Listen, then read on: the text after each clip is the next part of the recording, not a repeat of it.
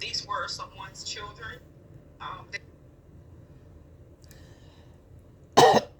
What's up, real deal? How y'all doing? That's good. Um, Valentine's Day is supposed to be, show love, to your friends, significant others, celebration.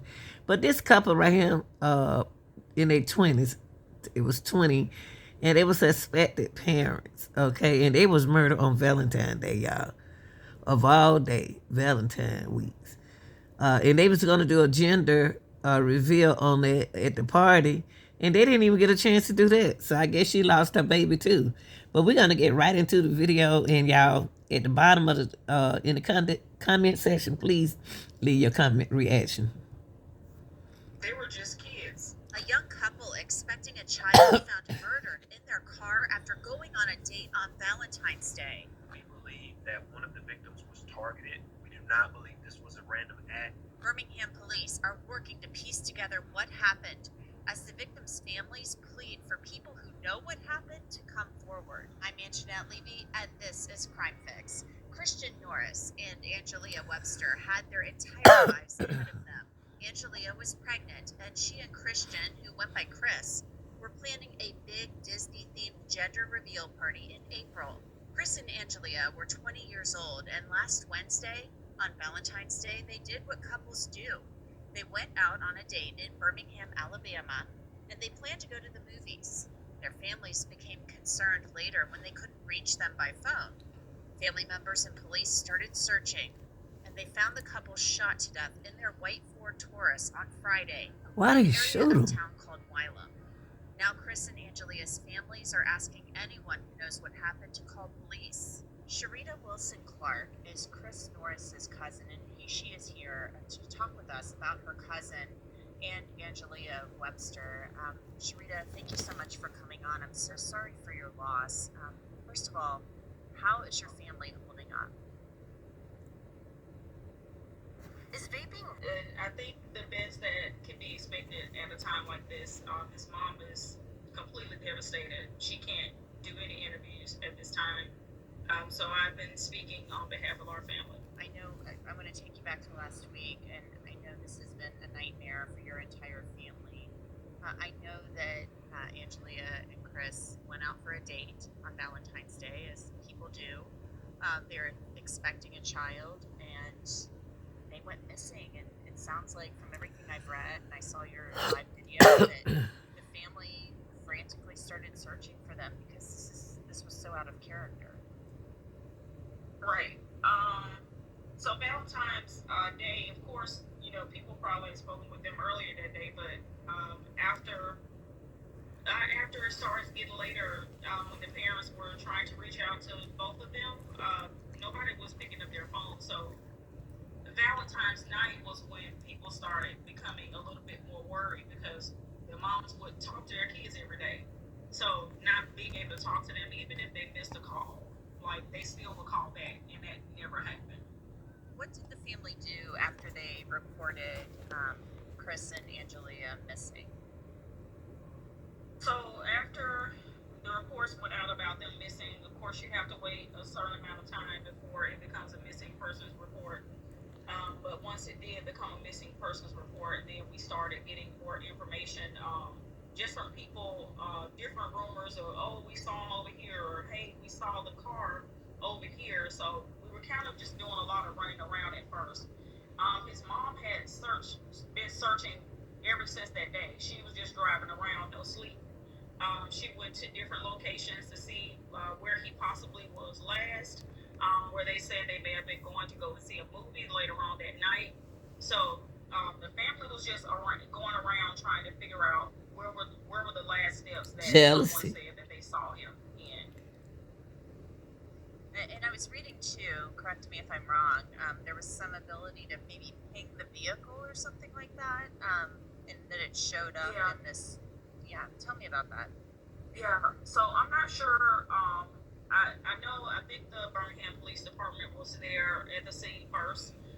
But of course, our family had been doing their own searches, and his mom and grandmother had gone to the car dealership. to ask questions about the car. And when they asked questions about the car, they just asked if they could ping the car and see where the car was. And the family found out that the car was in Wylam. They just didn't have an actual address, so I'm not sure how the GPS thing works on there. But the family just went to Wylam and started driving around at that point, and then that's when they found the car and Angela and Chris inside. So sorry. Tell me if you would. This So is sad. supposed to be a happy time for your family, for Angelia's family. I know she was expecting, and there was Yeah. a gender reveal party planned for April, and they were going to. It was going to be a Disney theme, from what I understand. Yeah, they were doing like a Moana thing. Yeah. We've been doing these interviews just to try to see if anybody would come forward with any information about what happened or what they think may have happened, and even if they've heard a rumor. It may be a rumor to some people, but any bit of information, no matter how small people may think it is, could be something that's very helpful to the Birmingham Police Department. Sharita, what do you want people to know about Chris and Angelia? I mean, they're humans. They're human beings. They have people who loved them, and people see this on the news. They see the pictures on social media. But what do you and your family want people to know about them? Were you? And Angelia was a sweet girl. I met her a few times for different family functions that we had. She was always really nice, very, very sweet, and very kind. And Chris was just a laughing person. He loved to have fun, and Big jealous of them. to become a father. And as the family, we just want people to know, yes, they are human beings. It doesn't matter the circumstance behind why they were murdered. There's never a why that's great enough to take a life. But as a family, we want people to know that these were someone's children. They were just kids. They were only kids themselves, about to have a kid, so trying to figure out life themselves. So for us, we just want to get the word out and get people to start coming forward with inside of our own communities Right. to tell us what happened, and not just stay silent anymore. And obviously, somebody always knows something.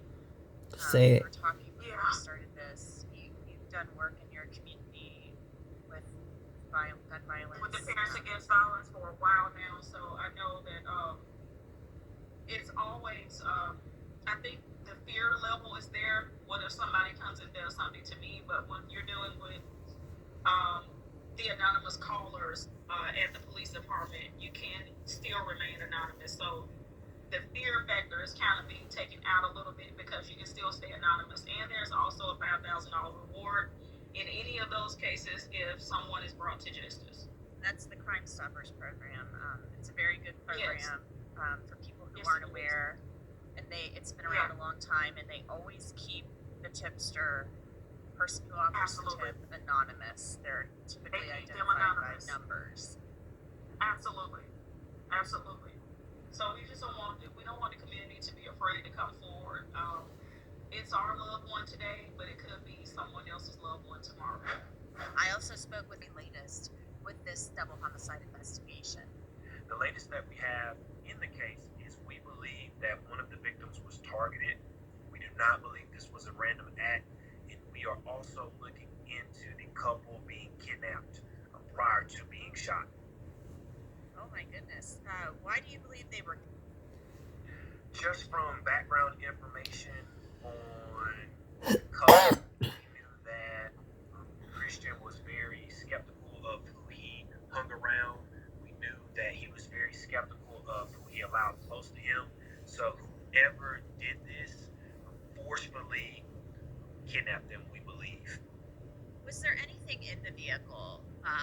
Of course, we know that you keep a lot of details close to the vest for the integrity of the investigation. But was there anything in the vehicle that led you to believe that? Was one person? The area they were located in, that leads us to believe they were kidnapped. This area, which is referred to as Wylam in Birmingham, is not an area that was frequented by the couple. So just the mere fact that they were in Wylam leads us to believe that either they were lured over there or kidnapped to that area. So it's more so the area they were discovered in that leads us to believe that they were kidnapped. Okay, so the area you all that they was located in is make them think that they've been kidnapped to that destination. Somebody else was in that car. Wonder who did that. Y'all put down in the comment section your reaction, like, share, and subscribe, and y'all have a blessed day.